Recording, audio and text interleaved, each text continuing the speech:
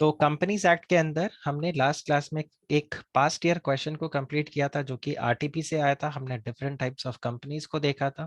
आज के लेक्चर के अंदर हम कवर करेंगे the boards of registration, that is the incorporation of the company. हम कॉन्सेप्ट समझेंगे प्रमोटर का। उसके बाद में हम यहाँ पर कॉन्सेप्ट समझेंगे the different share capital, the classification of the share capital. इसको हम आज यहाँ पर पूरा कंप्लीट करेंगे। तो अगर आप यहाँ पे देखो कि इनकॉर्पोरेशन ऑफ द कंपनी और modes of registration of the company, मैंने आपको पहले भी बताया था we are governed by the companies act. तो हमारे जो डूज एंड डोंट्स है everything is guided by the companies act. Okay, तो कंपनीज एक्ट के अंदर यहाँ पे क्लियरली बताया हुआ है कि आप कंपनी को कैसे इनकॉर्पोरेट करोगे। अब अगर आप देखो तो एक टर्म आपको यहाँ पर ऐसा देखने को मिलेगा कि कंपनी को कौन इनकॉर्पोरेट करता है। कंपनी को इनकॉर्पोरेट करता है प्रमोटर। ठीक है। अब प्रमोटर नॉर्मली अगर आप देखो देखो यहाँ पर क्या बताया है, in simple terms we can say, और ये वो है जो कंपनीज एक्ट बोलता है। तो सिंपल टर्म्स में अगर आप आंसर करोगे what is a who is a promoter, तो आपका आंसर यहाँ पे ऐसे आ जाएगा person who form the company. But अगर आप कंपनीज एक्ट के डेफिनेशन को देखोगे ना, तो डेफिनेशन में ऐसा कुछ नहीं लिखा हुआ। हम यहाँ पर इस तरह से बोलते हैं कि प्रमोटर कौन है, promoter is the one who forms the company. तो अगर आप एक कंपनी को फॉर्म कर रहे हो, आप बोलते हो कि यार मैं एक कंपनी बनाऊंगा, तो आप कंपनी के प्रमोटर हो।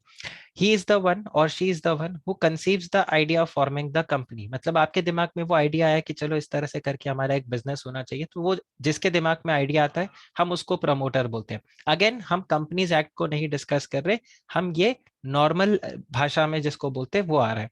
Then they take all the necessary steps for the registration. Of course promoter वही होगा जो कंपनी को इनकॉर्पोरेट करने में, देखो who will form the company, तो वो सारे के सारे स्टेप्स भी लेगा आज जो हम यहाँ पे कवर करेंगे कि रजिस्ट्रेशन कैसे करना है, क्या फॉर्म है।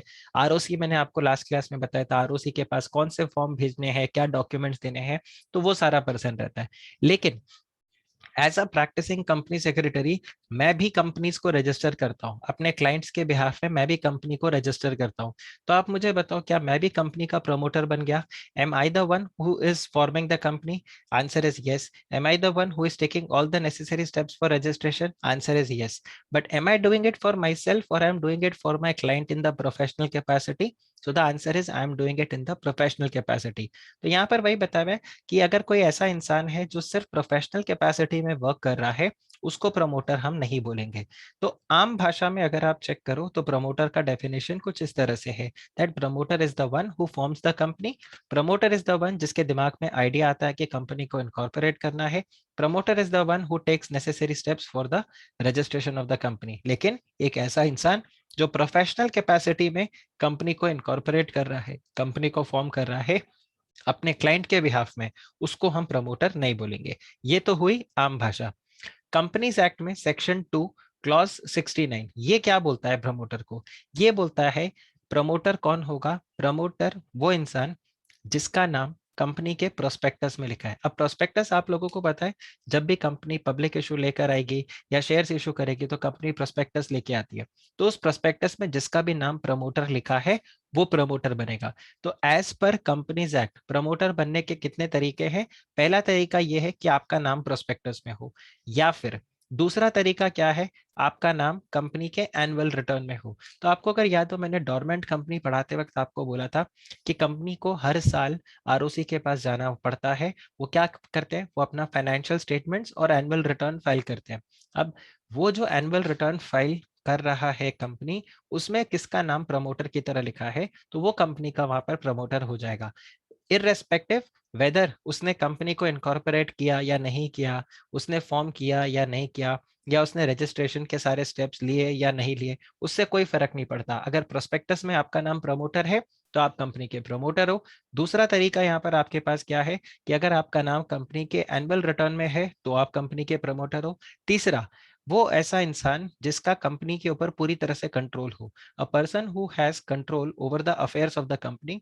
वो चाहे डायरेक्टली हो चाहे इनडायरेक्टली हो, चाहे एज अ शेयर होल्डर हो चाहे एज अ डायरेक्टर हो या फिर अदरवाइज, मतलब किसी भी तरीके से अगर आपका कंपनी के ऊपर कंट्रोल है।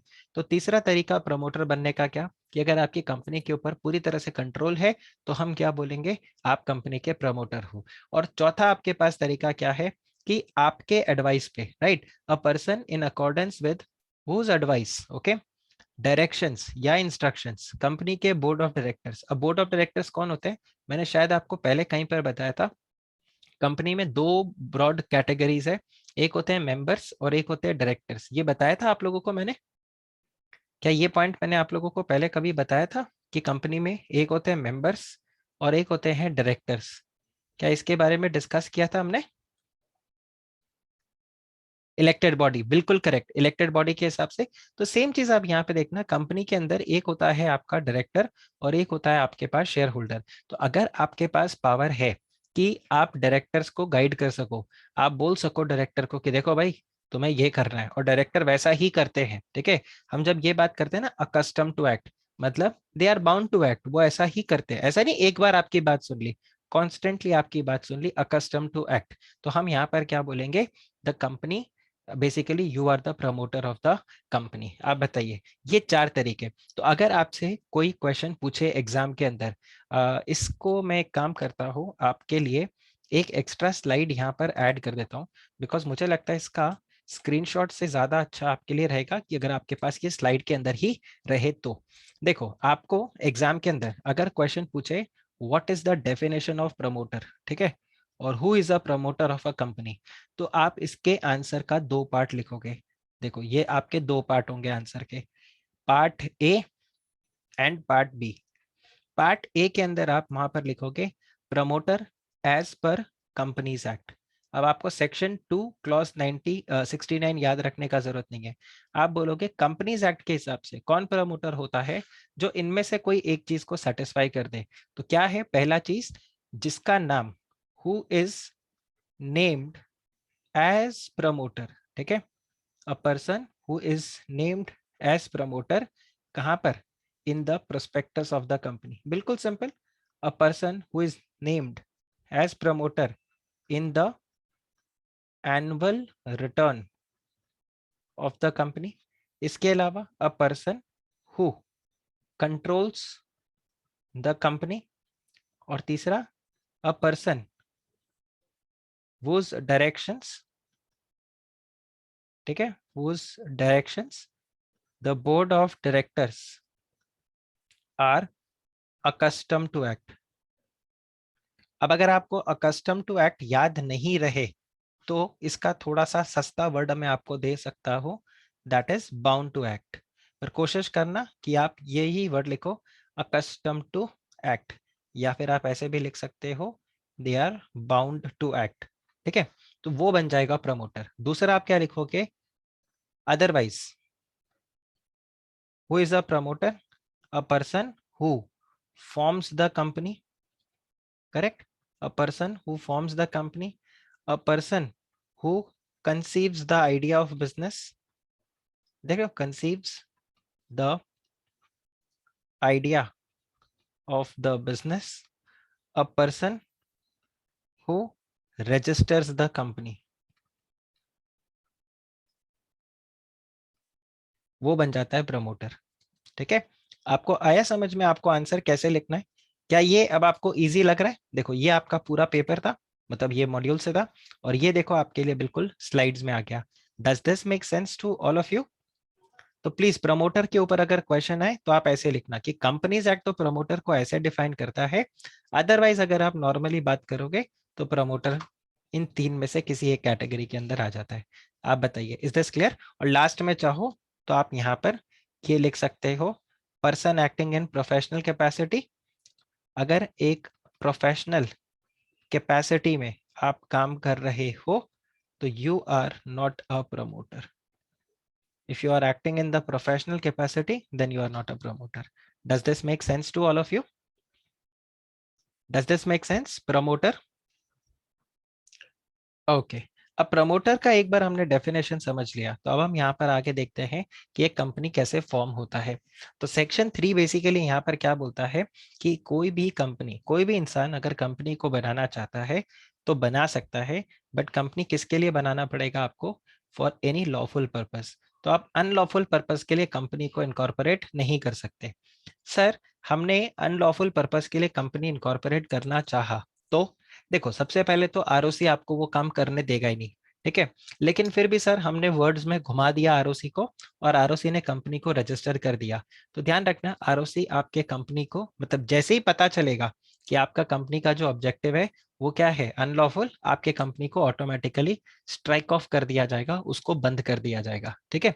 तो ध्यान रखना सबसे पहला point, that you can form a company but you can form a company for only lawful purpose. अब आप कंपनी फॉर्म करने के लिए आपको क्या करना पड़ेगा, you will have to subscribe to the memorandum of the association. मैंने आपको बताया था हर कंपनी के दो इंपॉर्टेंट डॉक्यूमेंट्स है, एक होता है एमओए और एक होता है एओए। तो आप मेमोरेंडम और आर्टिकल्स को क्या करोगे, सब्सक्राइब करोगे, और वहां से आप कंपनी के क्या बन जाओगे, मेंबर बन जाओगे, और आप बेसिकली कंपनी को इनकॉर्पोरेट करोगे। So you have to subscribe your name to the memorandum of association. अब अगर आप एक पब्लिक लिमिटेड कंपनी बना रहे हो तो आपको 7 लोग चाहिए, कम से कम 7 या उससे ज्यादा लोग चाहिए, जो कि कंपनी को क्या करेंगे, सब्सक्राइब करेंगे मेमोरेंडम को। अगर एक प्राइवेट लिमिटेड कंपनी बना रहे हो तो आपको कम से कम 2 लोग चाहिए, और अगर आप एक 1 पर्सन कंपनी बना रहे हो तो आपको सिर्फ 1 पर्सन चाहिए। ये लोग कौन होंगे, these are called as the subscribers of the memorandum of association। तो ये लोग मेमोरेंडम ऑफ एसोसिएशन को सब्सक्राइब करेंगे। अब सर क्या मेमोरेंडम ऑफ एसोसिएशन को सब्सक्राइब करते ही क्या कंपनी इनकॉर्पोरेट हो गया, जी नहीं, ऐसा नहीं होता है। मैंने आपको जैसे बताया था, कंपनी को इनकॉर्पोरेट करने के लिए आपको आरओसी के पास जाना पड़ेगा, you will have to go to the ROC. अब आरओसी के पास जब आप जाओगे तो आपको काफी सारे डॉक्यूमेंट्स देने होंगे, और डॉक्यूमेंट्स देकर आप यहाँ पर कंपनी को इनकॉर्पोरेट करवाते हो। आरओसी आरओसी उन डॉक्यूमेंट्स का वेरिफिकेशन करेगा। एक प्रोफेशनल चार्टर्ड अकाउंटेंट या कंपनी सेक्रेटरी या कॉस्ट एंड वर्क्स अकाउंटेंट या फिर एक लॉयर, वो आपके सारे डॉक्यूमेंट्स को वेरीफाई करेगा, और वो एक सर्टिफिकेट रिलीज करेगा कि हाँ यार, ये जो कंपनी के डॉक्यूमेंट्स है, ये डॉक्यूमेंट्स बिल्कुल बराबर है, तो जाकर आपका कंपनी यहाँ पे इनकॉर्पोरेट होगा। तो देखो, incorporation of a company section, again मैंने आपको बताया आपके लिए इंपॉर्टेंट नहीं है। सबसे पहले आपको क्या करना पड़ेगा, you'll have to file the documents and informations with the registrar। So for the registration of the company, following documents are and information are required to be filed with the registrar। But sir आपने तो बताया था हर state में almost एक एक registrar है, तो कौन से रजिस्ट्रार के पास जाएंगे। देखो शायद मैंने आपको पिछली क्लास के अंदर भी बताया था, वो ब्लैंक स्लाइड में था या कहाँ था, कि आप कौन से आरओसी के पास जाओगे, you will go to the ROC जहां पर आपके कंपनी का रजिस्टर्ड ऑफिस है। जैसे मैंने आपको बोला था, अगर मैं मुंबई में कोई कंपनी बना रहा हूँ तो मैं कौन से आरओसी के पास जाऊंगा, ये देखो मैंने आपको बोला था ना, ये ऊपर 120 लिखा हुआ अपने आप आ जाएगा, तो ये 120 आ गया। एनीवे मैं कहाँ पर जाऊंगा, ये आरओसी वाला शायद ब्लैंक स्लाइड में दिया था मैंने आपको। एनीवे तो आप यहाँ पे देखो, अगर मैं किसी कंपनी को इनकॉर्पोरेट कर रहा हूँ तो मुझे सबसे पहले देखना पड़ेगा कि उस कंपनी का रजिस्टर्ड ऑफिस कहाँ पर होगा। ठीक है। तो मैं जो भी कंपनी को बनाना चाहता हूँ, प्रपोजल, ये जो कंपनी है, इस कंपनी का रजिस्टर्ड ऑफिस कहाँ पर होगा, सबसे इंपॉर्टेंट मेरे लिए ये रहेगा, this is registered office. So where is the registered office of my company. ये रजिस्टर्ड ऑफिस जिस भी जगह होगा, मुझे चेक करना पड़ेगा उसके ऊपर कौन से आरओसी का जुरिस्डिक्शन है। उस आरओसी को मैं सारे डॉक्यूमेंट्स भेजूंगा।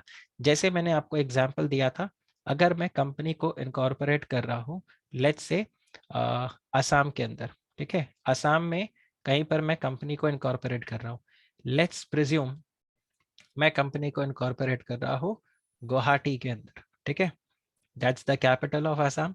या लेट्स से मैं कंपनी को इनकॉर्पोरेट कर रहा हूँ कोहिमा। ओके, तो यहाँ पर इन दैट केस कोहिमा क्या है, Kohima is the capital of Nagaland. Okay, so यहाँ पर मैं कंपनी को इनकॉर्पोरेट कर रहा हूँ, तो इन दैट केस मुझे किसके पास जाना पड़ेगा, I have to go to ROC Shillong. अगर मैं कंपनी को इनकॉर्पोरेट कर रहा हूँ मुंबई में, ठीक है, तो मुझे जाना पड़ेगा आरओसी मुंबई। तो डिपेंडिंग अपॉन मैं कहाँ पर अपना रजिस्टर्ड ऑफिस रख रहा हूँ, तो उसके हिसाब से मैं उस आरओसी के पास जाऊंगा। तो उस आरओसी के पास में मैं जाऊंगा, मैंने आपको अभी बताया एमओए और एओए ये दोनों जाएगा। तो आप कंपनी के मेमोरेंडम और आर्टिकल्स ऑफ एसोसिएशन को ड्राफ्ट करोगे।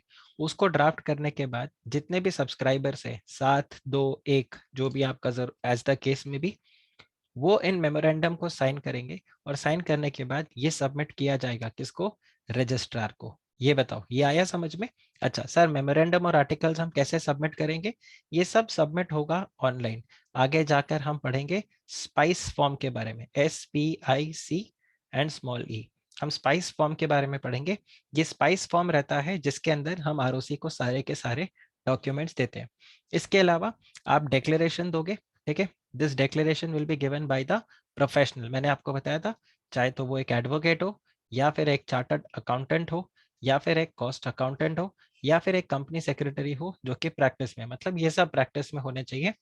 एंड एक तो डिक्लेरेशन जाएगा प्रोफेशनल के थ्रू, और दूसरा डिक्लेरेशन जाएगा जिसका नाम आर्टिकल्स ऑफ एसोसिएशन के अंदर पहले डायरेक्टर के लिए लिखा हुआ है। तो क्या होता है, कंपनी के डायरेक्टर्स को जब अपॉइंट करना है, तो जो फर्स्ट डायरेक्टर्स होते हैं कंपनी के, उनको आप आर्टिकल्स के थ्रू अपॉइंट कर सकते हो। मतलब कैसे सर? हम आर्टिकल्स ऑफ एसोसिएशन में लिखते हैं कि ये दो जने कंपनी के फर्स्ट डायरेक्टर्स होंगे, ठीक है? तो वो यहाँ पर आ जाता है। जैसे अगर मुझे कंपनी को इनकॉर्पोरेट करना है, तो मैं आर्टिकल्स ऑफ एसोसिएशन में लिख दूंगा that okay, the first directors of the company, number 1 is A, the first director of the company is A and B. मैं चाहूँ तो यहाँ पे सी का भी नाम लिख सकता हूँ। तो क्या होगा, जैसे ही कंपनी रजिस्टर होगा, मेरा ये आर्टिकल्स ऑफ एसोसिएशन रजिस्टर होगा, ये तीनों जने ऑटोमेटिकली क्या बन जाएंगे, कंपनी के डायरेक्टर्स। भले ही 7 जने सब्सक्राइब कर रहे हो। सी, मैं एक पब्लिक लिमिटेड कंपनी बना रहा हूँ, उसमें 7 जने सब्सक्राइब कर रहे हैं।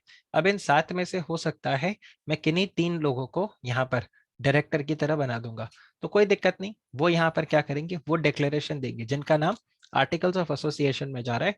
वो एक तरीके से अथॉरिटी लेते हैं और वो डिक्लेरेशन देते हैं ROC को कि देखो, हमने सारे रिक्वायरमेंट्स को फुलफिल कर लिया। कंपनीज एक्ट में जो भी रिक्वायरमेंट्स था उसको हमने फुलफिल कर लिया, और जो रूल्स में लिखा हुआ था with respect to the registration and incorporation of the company, उन सबको हमने प्रॉपरली कंप्लाई किया है। इसके अलावा एक डिक्लेरेशन और जाएगा by each subscriber of the memorandum, ठीक है? And every person who is appointed as the first director of the company. और वो यहाँ पर बताएगा कि देखो, मैं आज तक कभी भी कॉन्वेक्ट नहीं हुआ with respect to the offense, with respect to the offense connected to the promotion, formation and management of the company। तो आज तक मैं कभी भी जेल नहीं गया हूँ। इसके अलावा आज तक मैं कभी भी गिल्टी नहीं पाया गया with respect to any fraud, misfeasance और any breach of duty to any company. पिछले 5 साल में मैं फ्रॉड, मिसफियंस और breach of duty with respect to any company, not just the company. अभी जो कंपनी आप इनकॉर्पोरेट कर रहे हो उसमें तो आप फ्रॉड करोगे कैसे, अभी तो इनकॉर्पोरेट भी नहीं हुआ है, वो प्रोसेस में है। बट किसी भी कंपनी के अंदर मैंने पिछले 5 साल में कहीं पर भी मैंने कोई फ्रॉड वगैरह नहीं किया, तो I am not been found guilty of the fraud. और लास्ट में आता है कि आपने जो भी डॉक्यूमेंट्स यहाँ पे ROC को फाइल करे हैं वो बिल्कुल कंप्लीट है, करेक्ट है, कंप्लीट है, and they are true to the best of your knowledge. आपके नॉलेज के हिसाब से आपने सब कुछ सही सही वहां पर डिक्लेयर कर दिया है। तो मेमोरेंडम जाएगा, आर्टिकल्स ऑफ एसोसिएशन जाएगा, डिक्लेरेशन जाएगा। डिक्लेरेशन 3 है। एक डिक्लेरेशन है आपका सी, यहाँ पर मैं लिख देता हूँ डिक्लेरेशन, 3 डिक्लेरेशन। एक डिक्लेरेशन बाय द प्रोफेशनल, एक डिक्लेरेशन आपका जाएगा बाय द फर्स्ट डायरेक्टर्स, ठीक है? और फिर दूसरा जो आपका डिक्लेरेशन है, this is by all subscribers to the memorandum of association. और फिर आप यहाँ पर कंपनी को इनकॉर्पोरेट करोगे। अब इसके अलावा आपको भेजना पड़ेगा कि कंपनी का एड्रेस क्या है, जब तक कंपनी रजिस्टर नहीं हो रहा। इसके अलावा you will also send the particulars of each subscriber. अब पर्टिकुलर्स में क्या जाएगा, आप कंपनी उस इंसान का, मैम जो भी इंसान है उसका नाम, उसका सरनेम, ठीक है, उसका रेसिडेंशियल एड्रेस, नेशनैलिटी, इनफैक्ट आप ऑक्यूपेशन भी बताते हो कि वो इंसान क्या करता है। सेम वे आप डायरेक्टर्स का सारा इंफॉर्मेशन दोगे, and the person of the interest of the person, the particulars of the interest of the person mention. अब ये इंटरेस्ट का क्या मतलब है कि उसने कितने परसेंट शेयर्स लिए हैं, कितने परसेंट शेयर्स लिए हैं, कितने शेयर्स लिए हैं, उसको आप यहाँ पर क्या करोगे, बताओगे as the first director of the company and with respect to the consent. अच्छा सॉरी, ये वो वाला नहीं है, ये तो ऊपर ही आपका आ गया। ये बेसिकली आपका जाता है कि जिसको आप यहाँ पे डायरेक्टर बना रहे हो वो बाकी कंपनीज में कहाँ कहाँ पर डायरेक्टर है, ठीक है, एंड उसका कंसेंट आप फाइल करोगे कि वो अग्री कर रहा है यहाँ पर डायरेक्टर बनने का। तो इन सब चीजों के लिए आप सारा का सारा डिक्लेरेशन दोगे, और ये सारा डिक्लेरेशन जैसे मैंने आपको बताया, all these declarations would be given in the spice form. ये स्पाइस फॉर्म आपका आएगा, ठीक है। अब ये सारे डॉक्यूमेंट्स जब आप आरओसी को फाइल करोगे, तो आरओसी सारे के सारे डॉक्यूमेंट्स को गो थ्रू करेगा, और उसको सारे डॉक्यूमेंट्स अगर ठीक लगे तो फिर जाकर वो क्या करेगा, आपके कंपनी को रजिस्टर कर देगा। The ROC is going to register. ध्यान रखना, ये रजिस्ट्रार है और ये रजिस्टर है, ठीक है। रजिस्ट्रार मतलब आरओसी। तो रजिस्ट्रार यहाँ पे रजिस्टर करेगा, and it is going to issue the certificate of incorporation in the prescribed form to the effect that the proposed company is incorporated under this act. इसके अलावा कंपनी को एक CIN number भी दे दिया जाएगा। अब CIN नंबर का क्या होता है, corporate identity number. Corporate identity number, जैसे आपने institute of chartered accountants of India के साथ रजिस्टर किया, तो आपको एक अलग से आपका यूनिक NRO नंबर मिला होगा, या आपको WRO नंबर मिला होगा, आपको ERO नंबर मिला होगा। अगर आप साउथ से हो तो आपको SRO नंबर मिला होगा। तो इस तरह से करके जो आपका एक यूनिक नंबर आता है, बिल्कुल वैसे यहाँ पे जब कंपनी रजिस्टर होती है तो उसको भी यहाँ पर एक कॉर्पोरेट आइडेंटिफिकेशन नंबर मिल जाता है, यूनिक नंबर, CIN नंबर। और ये बेसिकली क्या होता है, कंपनी के सर्टिफिकेट ऑफ इनकॉर्पोरेशन के ऊपर लिखा हुआ रहता है। और जिस दिन आपका सर्टिफिकेट ऑफ इनकॉर्पोरेशन इशू हो गया, या बेसिकली आपके सर्टिफिकेट ऑफ इनकॉर्पोरेशन में जो भी डेट लिखा है, उस डेट से हम क्या बोलेंगे, कंपनी इनकॉर्पोरेट हो गया। So on and from the date mentioned in the certificate of incorporation, we will say the registrar shall allot to the company the corporate identity number, which shall be the distinct identity of the company and which shall be included in the certificate. तो company के certificate of incorporation के ऊपर ये clearly mentioned होगा। आगे देखिए, maintenance of copies of all the documents. तो यहाँ पर बोला गया है कि कंपनी का जो रजिस्टर्ड ऑफिस होगा, रिमेंबर हमने यहाँ देखा कि कंपनी का रजिस्टर्ड ऑफिस, तो जो भी कंपनी का रजिस्टर्ड ऑफिस है, उस रजिस्टर्ड ऑफिस में आप कंपनी के सारे डॉक्यूमेंट्स और इंफॉर्मेशंस को मेंटेन करके रखोगे। कब तक, टिल डिसोल्यूशन, मतलब जब तक कंपनी है तब तक आप सारे डॉक्यूमेंट्स वगैरह को अपने रजिस्टर्ड ऑफिस में ही मेंटेन करोगे। सर मुझे अपने रजिस्टर्ड ऑफिस में मेंटेन नहीं करना, मुझे कहीं और मेंटेन करना है, कर लो, कोई दिक्कत नहीं है, उसका भी प्रोसेस है। लेकिन अगर आप उस प्रोसेस को फॉलो नहीं कर रहे हो, या आपने कुछ और प्रोविजन नहीं रखा है कहीं और रखने का, तो इन दैट केस आपको अपने सारे के सारे डॉक्यूमेंट्स कहाँ मेंटेन करके रखने होंगे, आपको रजिस्टर्ड ऑफिस में ही मेंटेन करके रखना होगा। और एक चीज ध्यान रखना, अगर आपने कंपनी को इनकॉर्पोरेट करते वक्त कोई भी फॉल्स इंफॉर्मेशन दिया, कुछ भी गलत इंफॉर्मेशन अगर आपने दिया, तो रजिस्ट्रार आपके कंपनी को तो बंद करेगा ही करेगा, इसके अलावा आपके ऊपर केस और फाइल कर दिया जाएगा under section 447। Now just remember 447, 4 F for 4 और F फॉर फ्रॉड, आपके ऊपर फ्रॉड का केस फाइल कर दिया जाएगा। जैसे यहाँ पे आप जो डिक्लेरेशंस दे रहे हो, इन डिक्लेरेशंस में कोई भी एक डिक्लेरेशन आपका गलत है, तो फिर इन दैट केस आरओसी बोलेगा इसके ऊपर फ्रॉड का केस फाइल करो, क्योंकि इसने जानबूझ के इंफॉर्मेशन को कंसील किया है। फ्रॉड में यही होता था ना, कि जानबूझ के आप इंफॉर्मेशन को कंसील कर रहे हो, या जानबूझ के आप एक गलत इंफॉर्मेशन दे रहे हो। तो आरओसी आपको यहाँ पर कंसील करने के जुर्म में, इंफॉर्मेशन को छुपाने के चक्कर में, या फिर गलत इंफॉर्मेशन देने के जुर्म में आपको गिल्टी पाएगा, और फ्रॉड का केस आपके ऊपर स्टार्ट कर दिया जाएगा under section 447। Now does this make sense to all of you? Does this make sense to all of you? ये देखो, जैसे मैंने बताया, कंपनी आपने इनकॉर्पोरेट कर लिया, उसके बाद भी रिमेंबर मैंने स्टार्ट में ही आपको बोला था, company can be formed for any lawful purpose. Sir अगर बाद में पता चला कि सर ये तो अनलॉफुल पर्पस था, कोई दिक्कत नहीं, उसके बाद भी कंपनी आपके जो आरओसी है वो आपके कंपनी को बंद करेगा, और फ्रॉड का केस आपके अगेंस्ट स्टार्ट कर देगा। You will be liable for the action under fraud under section 447। 447 अगर याद रख सको तो याद रख लेना, कि अगर आपने गलत तरीके से कंपनी इनकॉर्पोरेट किया तो हो सकता है आपको एक केस स्टडी मिले कि A and B they incorporated a company, ठीक है, they incorporated a company by providing false information, ROC got to know what action ROC can take। तो आप यहाँ पर स्ट्रेट अवे लिखोगे कि they are liable for action under the fraud, the company can be closed. अब order of the tribunal, tribunal मतलब national company law tribunal. क्या मैंने आपको एनसीएलटी के बारे में पहले बताया था? क्या मैंने आपको एनसीएलटी के बारे में पहले बताया था? Have I discussed about NCLT with you? नहीं?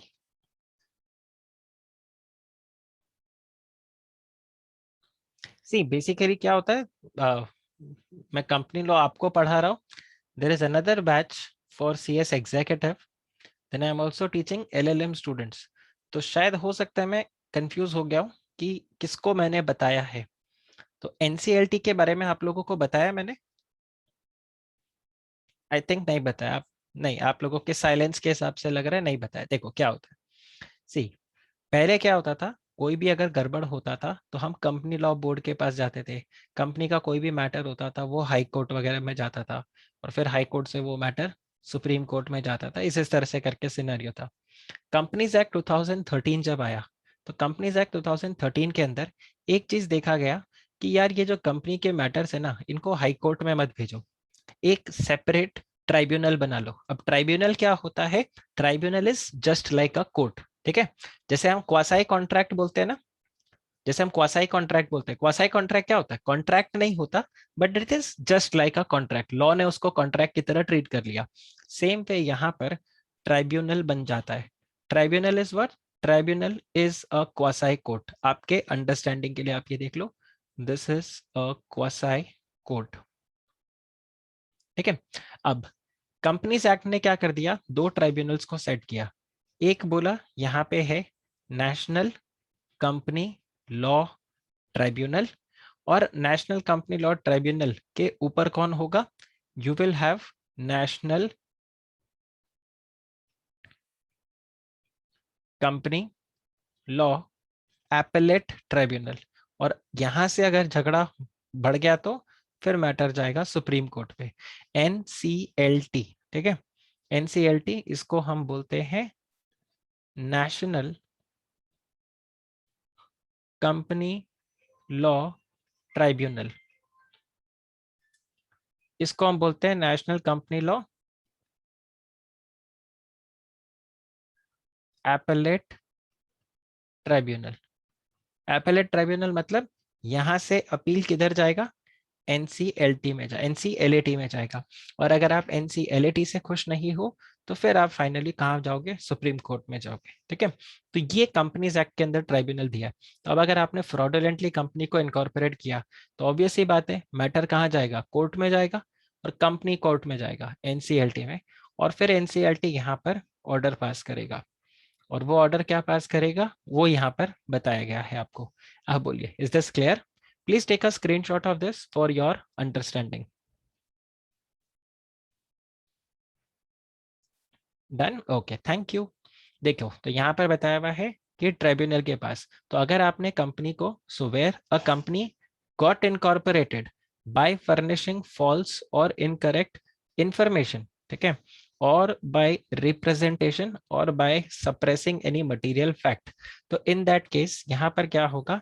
कंपनी तो देखो फ्रॉडुलेंट एक्शन के लिए तो जाएगा ही जाएगा। इसके अलावा देखो, द ट्राइब्यूनल में on the application made to it on being satisfied that the situation so warrants, कि भाई ये आपने गड़बड़ किया, वो यहाँ पर ऑर्डर पास कर सकता है एज इट थिंग्स फिट, जो भी उसको यहाँ पर लगे। इसके अलावा वो वहां पे ये बोल देगा कि जो मेंबर्स है ना कंपनी के, ठीक है, जो लाइबिलिटी ऑफ मेंबर्स, इसको कर दो आज से अनलिमिटेड।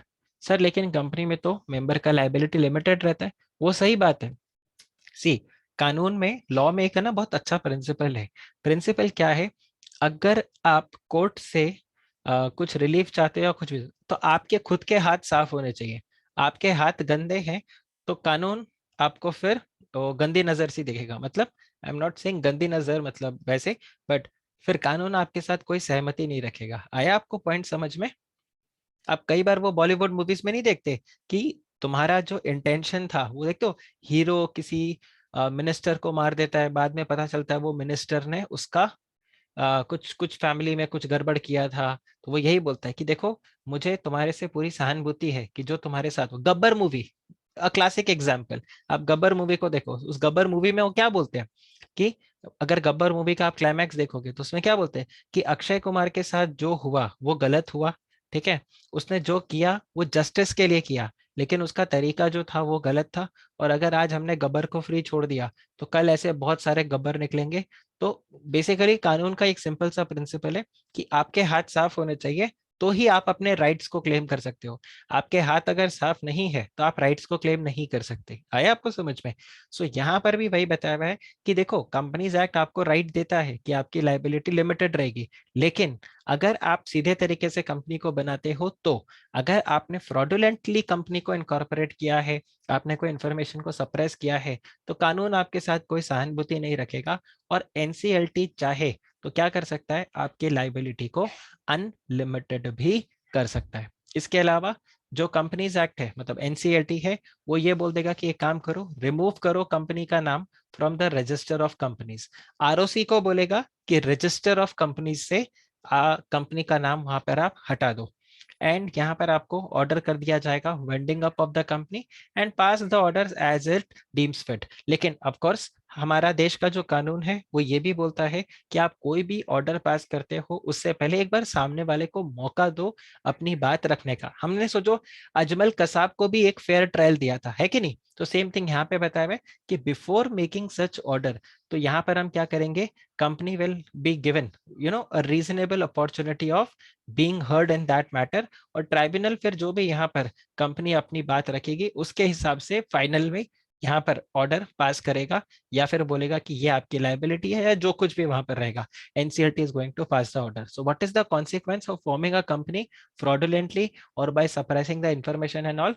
तो कंपनी एक तो यहाँ पर will be liable for the fraud, दूसरा यहाँ पे अगर आरओसी ने एप्लीकेशन फाइल कर दिया to the national company law tribunal, तो नेशनल कंपनी लॉ ट्रिब्यूनल ये ऑर्डर्स पास कर देगा। आप बताइए, is this clear guys, is this clear? अच्छा, ये तो फ्रॉडुलेंट और की बात हो गई बीच में, बट अगर यहाँ पे आपने तमीज से कंपनी को इनकॉर्पोरेट किया, आपको सर्टिफिकेट ऑफ इनकॉर्पोरेशन मिल गया है, तो यहाँ पर क्या होगा, जैसे ही कंपनी इनकॉर्पोरेट हो जाएगा, it will be a separate legal entity. तो अभी तक जो हम कंपनी के फीचर्स देख रहे थे वो सब आपको देखने को मिलेंगे, that from the date of incorporation, ठीक है, the subscribers to the memorandum and all the other person who may from time to time become the member of the company shall be a body corporate by the name contained in the memorandum of association। तो memorandum of association के अंदर company का नाम भी लिखा हुआ रहता है, तो कंपनी का जो नाम लिखा हुआ रहेगा उस नाम से वो कंपनी क्या बन जाएगा, एक सेपरेट लीगल एंटिटी यहाँ पर बन जाएगा। तो आप ये देखो, such a registered company shall be capable of exercising all the functions of an incorporated company under the act, and it will also have the perpetual succession. It can have the power to acquire, hold and dispose of property both movable, immovable, tangible, intangible। इसके अलावा वो खुद contract में enter कर सकता है, वो किसी के ऊपर केस फाइल कर सकता है, उसके नाम पे भी केस फाइल हो सकता है। तो आपको सिंपली ये देखना है कि जैसे ही कंपनी का सर्टिफिकेट ऑफ रजिस्ट्रेशन आएगा, एक सेपरेट लीगल एंटिटी आपका तैयार हो गया।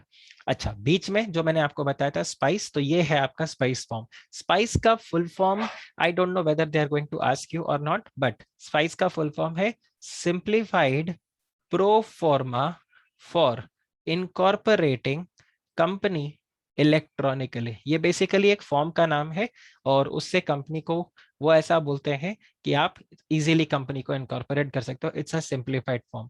सो SPICE, ओके, ये एक स्पाइस फॉर्म है। तो ये आपके पास इंफॉर्मेशन आ गया।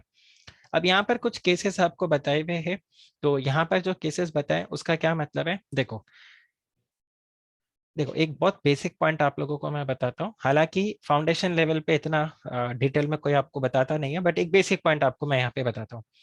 ये देखो, let's say A and B, ये दोनों है subscribers to the memorandum of association and articles of association of a company, ठीक है।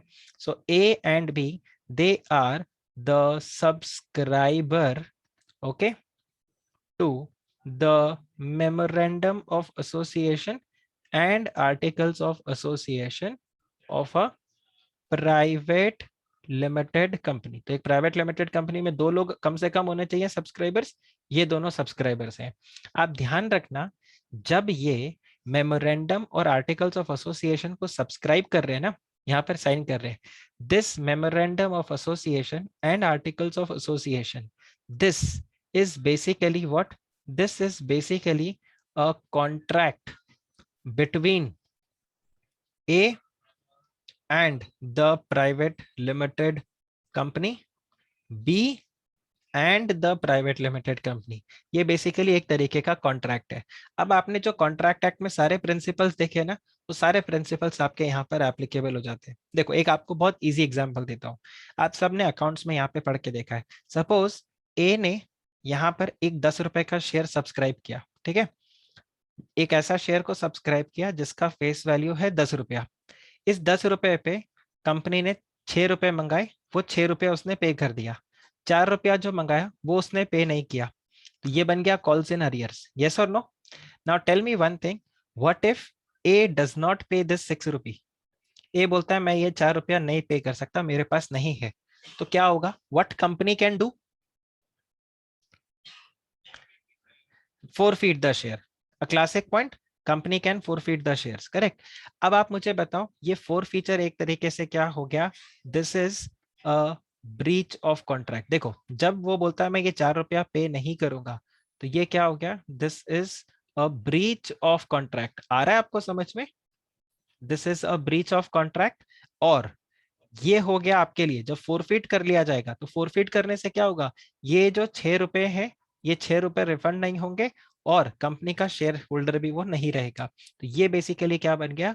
ही is paying damages to the company for the breach of contract. आ रहा है आपको समझ में?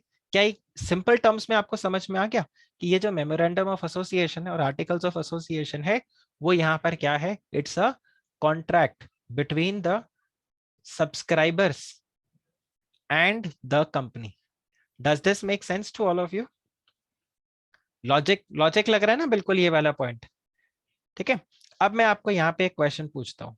देखो एलएनटी को किसने इनकॉर्पोरेट किया था? Who incorporated Larsen and Toubro? LNT को किसने इनकॉर्पोरेट किया था? आपने बिजनेस एंड कॉमर्शियल नॉलेज में पढ़ा है इसको। एलएनटी को इनकॉर्पोरेट किया था लार्सन ने, है कि नहीं? To Danish engineers, Larsen and Toubro, है कि नहीं? इन दोनों ने कंपनी को इनकॉर्पोरेट किया था और इन दोनों ने कंपनी को इनकॉर्पोरेट किया था इन द ईयर 1938। अब आप देखो क्या होता है, इन्होंने इस कंपनी को इनकॉर्पोरेट किया। आज की डेट में सपोज करो अनुश्री के पास इस कंपनी के शेयर से, एलएनटी के शेयर से, लेट्स से गौरव के पास एलएनटी के शेयर से, लेट्स से श्रुति के पास एलएनटी के शेयर से। अब आप मेरे को एक बात बताओ, क्या जो मेमोरेंडम ऑफ एसोसिएशन है और आर्टिकल्स ऑफ एसोसिएशन है, क्या ये अनुश्री, गौरव, श्रुति इनको बाइंड करते हैं या नहीं करते? टुडे इज 2021, 2021 में इन्होंने शेयर्स को लिया है, क्या इनको ये बाइंड करते हैं या नहीं करते? This is the question.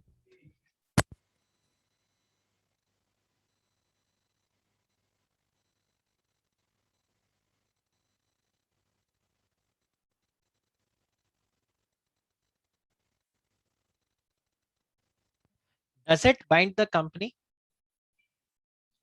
Does it bind the company? Or sorry, does it bind them? Answer is yes. ठीक है, आंसर इज यस, ये बाइंड करेगा। सर ऐसा कहाँ लिखा है? आपने तो बताया था ना लॉ में जहां जो लिखा है वही। तो एक काम करो, इसका क्विकली आप स्क्रीनशॉट लो, फिर मैं आपको बताता हूँ ये कहाँ पर लिखा है। Take this, take a screenshot of this, फिर मैं आपको बता देता हूँ। डन? ओके, आप यहाँ पे देखो, आप इधर अगर वर्ड देखोगे तो इसमें कैसे बताया हुआ है? From the date of incorporation the subscribers to the memorandum and all other person who may from time to time become the members of the company। आगे आपको समझ में? आगे आपको समझ में? राइट तो जो कंपनी का मेंबर बन जाएगा, बाद में जो मेंबर बन जाएगा, उसके ऊपर भी ये एज इट इज यहाँ पर बाइंडिंग ही रहने वाला है। ओके, तो ये पॉइंट बताया। इसके अलावा देखो, ये केस स्टडी आपको दिया हुआ है यहाँ पे। अब केस का नाम आपको याद नहीं रखना है, बट आपको बस खाली केस में कंटेंट क्या है वो याद रखना है। इस केस में बेसिकली क्या बताया हुआ है कि दो चीजें आपको ध्यान रखनी है, कि जो कंपनी का सर्टिफिकेट ऑफ इनकॉर्पोरेशन है, ठीक है, जो कंपनी का सर्टिफिकेट ऑफ इनकॉर्पोरेशन है, वो होता है कंपनी का डीम्ड डेट ऑफ इनकॉर्पोरेशन। ठीक है, ये आपको ध्यान रखना है, वो आपका डीम्ड डेट ऑफ इनकॉर्पोरेशन है। और ये जो कंपनी है, ये सर्टिफिकेट ऑफ इनकॉर्पोरेशन होगा। ठीक है, इसको मैं COI लिखता हूँ। ठीक है, बार बार सर्टिफिकेट ऑफ इनकॉर्पोरेशन नहीं लिखता, मैं COI लिखता हूँ। ये जो COI है, ये बेसिकली क्या होगा, ये होगा कंक्लूसिव प्रूफ। आप कंक्लूसिव प्रूफ का क्या मतलब समझते हो, कि आप ठोक बजा के बोल सकते हो, it is a conclusive proof that company got incorporated और कंपनी गॉट रजिस्टर्ड। आप बताओ, ये आपको आया समझ में? गाइस, आया आपको समझ में? It's a conclusive proof. ये कंपनी का एक कंक्लूसिव एविडेंस है कि हाँ, ये कंपनी रजिस्टर हो चुका है, ये कंपनी इनकॉर्पोरेट हो चुका है, और इसको कोई भी चैलेंज नहीं कर सकता। और ये कंपनी कब तक एग्जिस्ट करेगा? It will have a perpetual existence, जब तक कि इस कंपनी को डिसॉल्व नहीं किया जाता बाय लिक्विडेशन, या कंपनी को स्ट्राइक ऑफ नहीं कर दिया जाता बाय द रजिस्ट्रार। आप बताइए, इज दिस क्लियर? ओके, इसके अलावा यहाँ पर तीन केसेस और है, ये मैं आप लोगों को बोलूंगा, प्लीज रीड इट योरसेल्फ, क्योंकि ये again features of the company के ऊपर बात हो रहा है। तो ये सेम पॉइंट्स हमने ऑलरेडी डिस्कस किया था। तो this is your second case, this is your third case, and this is your fourth case. अब यहाँ पर आ जाता है effect of the articles and memorandum of association. तो ये देखो वापस से पॉइंट जो मैंने डिस्कस किया था, where the memorandum and the article, when registered, it shall bind the company and the members thereof of the same to the extent as if they had respectively signed the company, right? They signed by the company and by each member. ठीक है, तो आप ध्यान रखना, in fact Anushree और बाकी सारे जो लोग थे, ये कंपनी के 1930, खैर ये तो 1938 में एग्जिस्टेंस में भी नहीं थे, ठीक है, लेकिन स्टिल ये माना जाएगा कि इन्होंने 1938 में मेमोरेंडम और आर्टिकल्स को साइन किया था, और वही सेम प्रोविजन इनके ऊपर यहाँ पर एप्लीकेबल होगा। Does this make sense to all of you? Right, so ये आपका पॉइंट था। एक आपके पास आता है certificate of commencement of business. तो पहले बेसिकली ये नहीं था, अब ये certificate of commencement of business को इंक्लूड कर दिया गया है। आई डोंट नो आपके मॉड्यूल में ये पॉइंट आपको मिलेगा कि नहीं मिलेगा, बट ये पॉइंट है।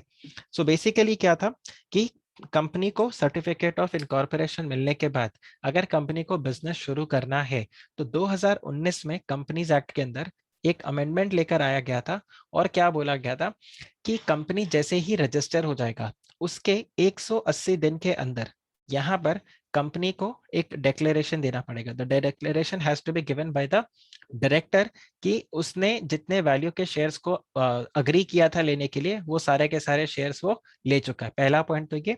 और दूसरा, उसको आपको यह ध्यान रखना है कि the company has filed with the registrar the verification of its registered office. अब बेसिकली क्या होता है कि कंपनी इनकॉर्पोरेट तो हो जाता है, लेकिन ऐसा नोटिस किया गया, मैंने आपको बताया था लॉ में कुछ फ्लॉ रहता है, कोई ऐसा सिचुएशन होता है, उस फ्लॉ को टैप करने के लिए लॉ बनाया जाता है, करेक्ट। और फिर लॉ में कुछ फ्लॉ आ जाता है, फिर हम उसको चेंज करने के लिए देखते हैं। तो यहाँ पर गवर्नमेंट ने नोटिस किया कि बहुत सारे कंपनीज क्या करते हैं कि अपने आप को इनकॉर्पोरेट तो करते हैं, लेकिन एग्जिस्टेंस उनका है नहीं, मतलब उस जगह पे एग्जिस्टेंस है नहीं, जो एड्रेस वहां पे दिया है उस एड्रेस पे वहां पे कोई कंपनी है नहीं, एक्चुअल में कोई बिल्डिंग है नहीं, वहां पर काम हो ही नहीं रहा। तो इस तरह से गवर्नमेंट बोली कि यार ऐसे कंपनीज को टैप करने में बहुत प्रॉब्लम होगा। जैसे आज की डेट में कई बार हो रहा है कि ऑनलाइन कंपनीज जो है, जैसे फेसबुक इंस्टाग्राम पे, वो आपको बोलते हैं आप पेमेंट करो, आपको हम सामान बेच देंगे, ये कर देंगे, आप पेमेंट कर देते हो, फिर बाद में वो आपको लेके ब्लॉक कर देते हैं। तो आप फिर क्या करते हो, आप बोलते हो कि यार हम क्या करें। अब गवर्नमेंट, आप पुलिस में अगर कंप्लेन करते हो या कुछ ऐसे करते हो, तो पता चलता है वो फोन नंबर या वो जो IP एड्रेस जिस एड्रेस पे था, उस एड्रेस में तो एक अंडर कंस्ट्रक्शन बिल्डिंग है, या वहां पर तो खाली खेत है, तो ये करके इस तरह से गड़बड़ हो जाता है।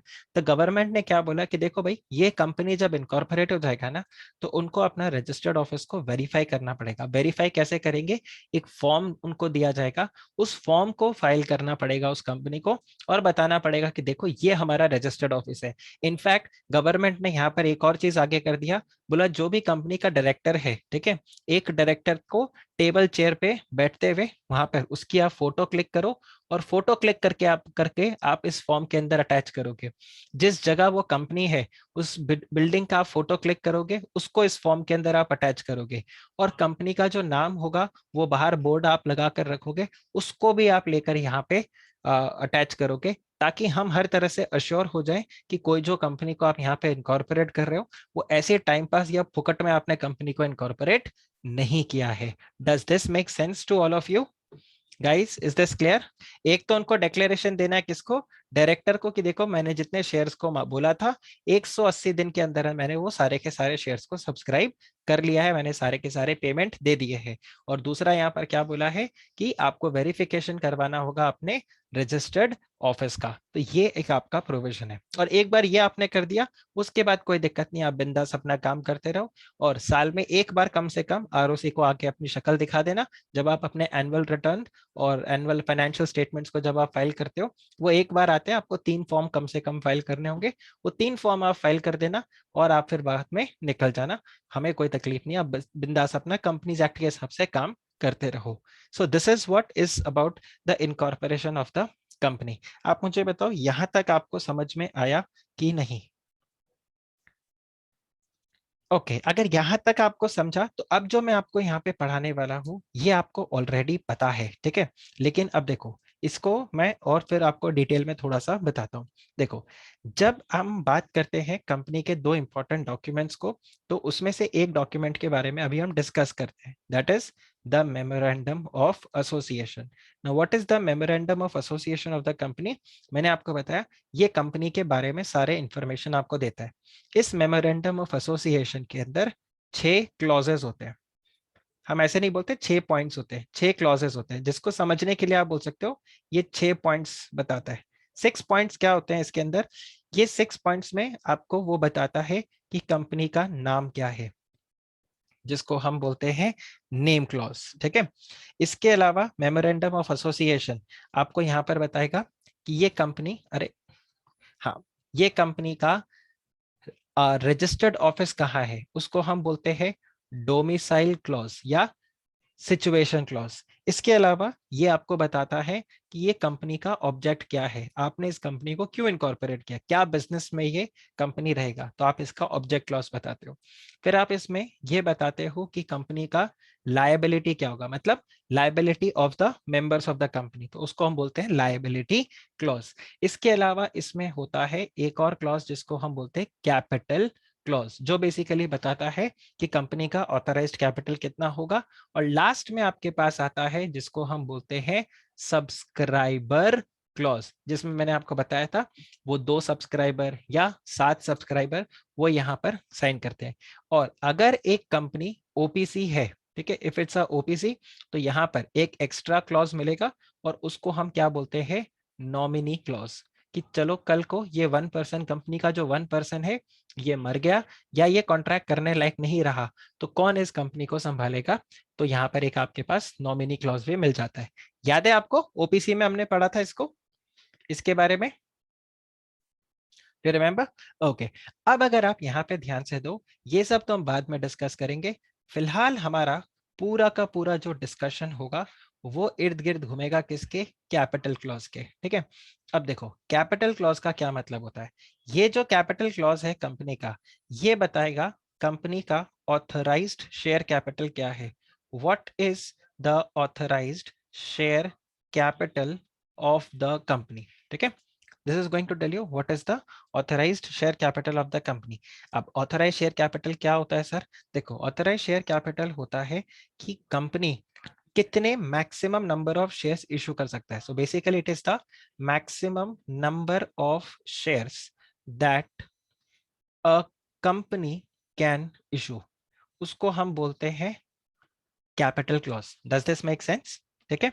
अब ये जो ऑथराइज शेयर कैपिटल होता है, ये ऑथराइज शेयर कैपिटल को आप इस तरह से प्रेजेंट करते हो that this is divided into इतने number of shares, okay, of the face value of rupees इतना ईच। ठीक है, ये आपका आता है। So authorised share capital of the company is basically what? It is the maximum number of the shares that the company can issue, and this will also be divided into इतना number of shares, मतलब ये इसी को हम split करते हैं यहाँ पे of इतना each। ये authorized share capital वो होता है जिसके ऊपर आप क्या करते हो, आप stamp duty पे करते हो। You pay stamp duty, the company pays the stamp duty, okay, as per the authorized share capital। मतलब जितना ज्यादा ऑथराइज्ड शेयर कैपिटल उतना ज्यादा स्टैम्प ड्यूटी। ठीक है सर, क्या ये ऑथराइज शेयर कैपिटल फिक्स हो जाता है? देखो हाँ, एक बार फिक्स रहता है, बट इसको अगर आप इंक्रीज करना चाहो तो this can be increased also. Sir decrease भी कर सकते हैं, देखो कर सकते हो, बट डिक्रीज कोई करता नहीं है, क्योंकि डिक्रीज करना बेवकूफी होगा। आपने स्टैम्प ड्यूटी पे कर दिया है तो आप क्यों डिक्रीज करोगे? तो this is what is all about the authorise share capital. क्या ये आपको क्लियर हुआ गाइस? ये आपको क्लियर हुआ? अच्छा, अब आपसे अगर कोई क्वेश्चन पूछे what is the face value of the company, तो आप क्या बोलोगे? What is the face value? Face value को कैसे डिफाइन करोगे? आपसे किसी जूनियर ने पूछा कि भैया भैया, दीदी दीदी, आप सीए कर रहे हो, मुझे बताओ ना, ये कंपनी में जो फेस वैल्यू होता है, शेयर का फेस वैल्यू, उसका क्या मतलब होता है? What do you mean by face value?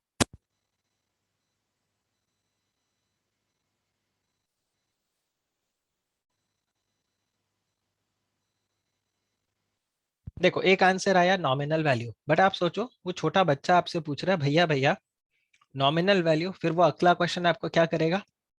Nominal value क्या होता है? Basic price. अब वो बोलेगा भैया बेसिक प्राइस क्या होता है?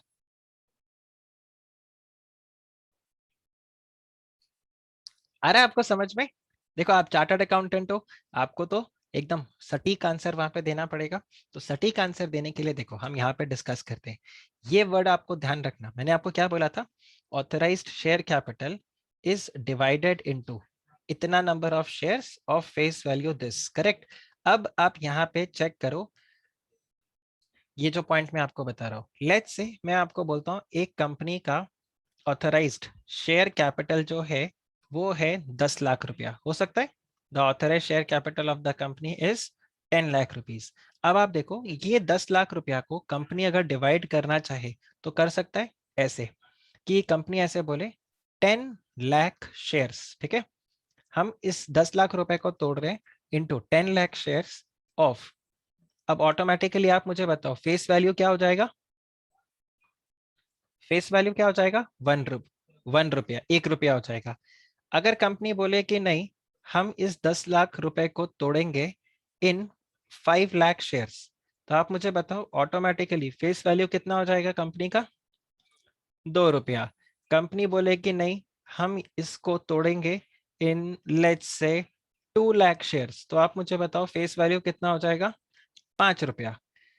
कंपनी बोले कि नहीं, इसको हम तोड़ेंगे 1 लाख शेयर्स में, तो यहाँ पर फेस वैल्यू हो गया 10 रुपया। इसी तरह से आप देखो कोई भी अमाउंट पे आप तोड़ते जाओ, कंपनी बोले कि नहीं हम इसको तोड़ेंगे इन 50,000 शेयर्स, तो आप क्या बोलोगे?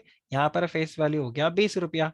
आप बोलोगे नहीं, हम इसको तोड़ेंगे इन 25,000 शेयर्स, कोई दिक्कत नहीं, फेस वैल्यू हो गया 40 रुपया। सर हम इसको तोड़ेंगे इंटू 10,000 शेयर्स, इसका फेस वैल्यू कितना हो गया? 100 रुपया। सर अब बस समझ गया, अब और मत घुमाओ, ठीक है चलो कोई बात नहीं, वेरी गुड। तो आप यहाँ पे अल्टीमेटली अगर आप चेक करो तो इन सब का टोटल निकल के कितना आएगा? इन सब का टोटल निकल के आएगा 10 लाख रुपया ही। ओके, इन सब का टोटल निकल के आएगा 10 लाख रुपया। तो आपको ये ध्यान रखना है व्हाट इज फेस वैल्यू। अगर आपसे कोई पूछे व्हाट इज फेस वैल्यू, तो face value is basically it is the value, okay, at which, okay, the value at which the authorized share capital, okay, the value at which the authorized share capital is divided into, उसको हम क्या बोलते हैं? Face value. Does this make sense? अब ये correlate हो रहा है आपको? क्या आप इस पॉइंट को भी कोरिलेट कर पा रहे हो? right? The value at which the authorized share capital of the company is divided into, उसी को ही हम क्या बोलते हैं, that is called as the authorized share capital. इसके अलावा एक पॉइंट और यहाँ पे ध्यान रखना कि ये जो शेयर्स होंगे ये हो सकता है ये पूरे 100% इक्विटी हो, राइट, या फिर हो सकता है कि ये आप यहाँ पे बाइफरकेट करो बिटवीन इक्विटी एंड प्रेफरेंस, ये कंपनी के ऊपर होगा। ध्यान रखना एक कंपनी में सिर्फ इक्विटी नहीं होगा, कंपनी में इक्विटी और प्रेफरेंस दोनों हो सकते हैं, या फिर कंपनी में सिर्फ इक्विटी होगा। ये कंपनी के ऊपर है, कंपनी इसको जिस तरीके से बांटे उस तरीके से इसको बांट सकता है। बट हाँ, इस केस में अगर सपोज करो ये सिनेरियो है तो कंपनी 2 लाख शेयर से ज्यादा इशू नहीं कर सकता। तो अगर कंपनी को 10 लाख रुपए से ज्यादा अमाउंट चाहिए तो क्या होगा, कंपनी यहाँ पर शेयर्स को इशू करेगा किसके ऊपर, एट पार। और ज्यादा अमाउंट चाहिए, कंपनी की वैल्यू ज्यादा है तो company can also issue the shares at premium. Guys, is this clear? Okay, चलिए तो अब आप यहाँ पे देखो, हमने समझ लिया what is the authorised share capital of the company, correct. तो ऑथराइज्ड शेयर कैपिटल बेसिकली क्या है, ये है maximum number of shares that the company can issue, right, the maximum number of shares that the company can issue, ये हो गया आपका authorised share capital. Authorised share capital से ही निकल के आएगा आपके पास इशूड शेयर कैपिटल। तो इशूड शेयर कैपिटल क्या हो गया, it is the number of shares that the company have issued. Issued share capital से अब कंपनी शेयर्स इशू करेगी, उसके बाद कोई ना कोई इस इशू किए हुए शेयर को क्या करेगा, सब्सक्राइब करेगा। तो इशूड के बाद आपको नेक्स्ट क्या मिलेगा, सब्सक्राइब शेयर कैपिटल। सब्सक्राइब जब करेगा, अगर सब्सक्राइबर मिल गया तो कंपनी उसको बोलेगी अच्छा आपने शेयर को सब्सक्राइब किया है तो चलो आप पैसे भी पे करो। तो सब्सक्राइब शेयर कैपिटल के बाद आपको यहाँ पर क्या मिलेगा, कॉल्ड अप शेयर कैपिटल, ठीक है। अब कॉल्ड अप शेयर कैपिटल के बाद नेक्स्ट आपको मिलेगा, उसको हम क्या बोलते हैं, पेड अप शेयर कैपिटल। आप बताइए, is this clear guys, is this clear? ध्यान रखना ये जो पेड अप शेयर कैपिटल है इसके ऊपर आप क्या करते हो, डिविडेंड पे करते हो। The dividend is paid on the paid up share capital. जो कंपनी का पेड अप शेयर कैपिटल है उसमें आप क्या करते हो, यहाँ पे डिविडेंड पे करते हो। अच्छा सर, क्या आप मुझे एक बात बताओ, ऑथराइज्ड शेयर कैपिटल क्या इशूड से ज्यादा हो सकता है? क्या ऑथराइज्ड शेयर कैपिटल इशूड से ज्यादा हो सकता है? कैन आई से authorized is greater than the issued share capital? Answer is yes. क्या इसका opposite हो सकता है? क्या ऐसा हो सकता है? बिल्कुल नहीं। क्या ये दोनों इक्वल हो सकते हैं? क्या ये दोनों इक्वल हो सकते हैं? Answer is yes. तो ऑथराइज्ड या तो इक्वल होगा इशूड के या उससे ज्यादा होगा। Same way issued will be equal और it will be greater to the subscribed share capital. Subscribed will be equal to और it will be greater to the called up share capital. और called up यहां पर आ जाएगा आपका तो paid up share capital. आप बताइए, is this clear guys, is this clear? Okay, अब आप यहाँ पर एक सिनेरियो चेक करो। सपोज कंपनी का कॉल्ड अप कैपिटल है, कंपनी ने कॉल किया है लेट्स से 8 लाख रुपीस, ठीक है। कंपनी ने कॉल किया है 8 लाख रुपीस, या चलो थोड़ा सा हम शुरू से पूरा एक डायग्रामेटिक फॉर्म में करते हैं। कंपनी का ऑथराइज्ड शेयर कैपिटल है लेट्स से 10 लाख रुपीस, ठीक है। इन 10 लाख में से कंपनी ने शेयर्स इशू किए हैं, कंपनी ने शेयर्स इशू किए इन 10 लाख में से लेट्स से 8 लाख रुपए के शेयर्स इशू किए, उनको 8 लाख रुपए की जरूरत थी, 8 लाख के शेयर्स को इशू कर दिया। अब इसमें से सब्सक्राइब कितने हुए, बोला 8 लाख में से सर 7,75,000 के शेयर सब्सक्राइब हो गए। चलो कोई दिक्कत नहीं। अब ये सब्सक्राइब होने के बाद कंपनी कॉल करेगा, तो कंपनी ने कॉल किया, कितना कॉल किया, कंपनी ने बोला एक काम करो आप इस वक्त सिर्फ 5 लाख रुपया पे कर दो, ठीक है। तो आप मुझे बताओ, अगर सारे के सारे शेयर होल्डर ने 5 लाख रुपया पे कर दिया तब तो कोई प्रॉब्लम नहीं है, ठीक है। एक सिनेरियो ये हो सकता है, ठीक है, एक सिनेरियो ये हो सकता है। एक सिनेरियो क्या हो सकता है कि कंपनी ने 5 लाख रुपया कॉल किया और शेयर होल्डर ने 3 लाख रुपया ही पे किया है। इस केस में आप क्या बोलोगे? सर कंपनी का कॉल्ड अप कैपिटल 3 लाख रुपया, paid up called up capital 5 lakh रुपया, पेड अप कैपिटल 3 लाख रुपया, और आप यहाँ पे बोलोगे कि ये जो 2 लाख रुपया है, ये 2 लाख रुपया हो गया कॉल्स इन अरियर। आपने सुना ये टर्म पहले? अच्छा, तीसरा सिनेरियो मैं आपको बोलता हूं। कंपनी ने यहाँ पर कॉल किया है 5 लाख रुपया, ठीक है। Company has called 5 lakh rupees, और जो शेयर होल्डर है वो बोलता है यार 7,75,000 के लिए मैंने सब्सक्राइब किया था, आई एम रेडी टू पे 7,75,000, और उसने पूरा का पूरा 7,75,000 पे कर दिया। क्या ये सिचुएशन हो सकता है? आंसर इज यस, है कि नहीं?